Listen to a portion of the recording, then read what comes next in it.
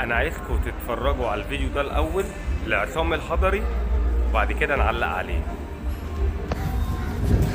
السلام عليكم. والله العظيم يا جماعه درجه حراره 45 وكان بيجي معايا عميد العالم الاصلي ولقيت واحد مره واحده واقف. قوم يا عم قوم يلا يلا. ايوه كده شايفين؟ ايوه كده درجه الحراره بقول لهم 45 يا عميد، بس الجو حلو والاجواء حلوه وخلينا يعني ايه يلا في الوقت الحلو ده نجري شويه. عايزين ربنا يكرمنا. يلا ربنا يكرمنا يا رب. يلا السلام عليكم يا جماعه. هو في ايه يا عم عصام؟ يا كابتن عصام يا حضري، مش كده يعني عميد اصلي ايه وعميد فرعي ايه واحنا داخلين على ماتشات تصفيات كاس عالم؟ وده كلام برضو يتقال كده النسا بلاش يا كابتن عصام. انت مالك اصلي ولا فرعي؟ خد بالك انا متوقع منك كل حاجه عشان انت اصلا مهايبر، دماغك مهايبره، ومش انت بس، 3/4 الاجوان بتبقى دماغهم مهايبره.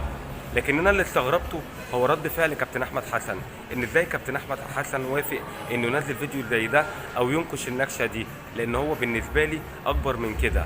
على فكره انتوا الاتنين بتجروا وانتوا لابسين تيشيرت منتخب مصر، انت مدرب منتخب مصر المحلي، المنتخب التاني بتاعنا، يعني انت بتمثلنا، وكابتن احمد حسن مدير المنتخب. ازاي يعني؟ انتوا مالكم مال كابتن حسام؟ هو ده لا وقته ولا مجاله ولا ينفع تعملوا كده.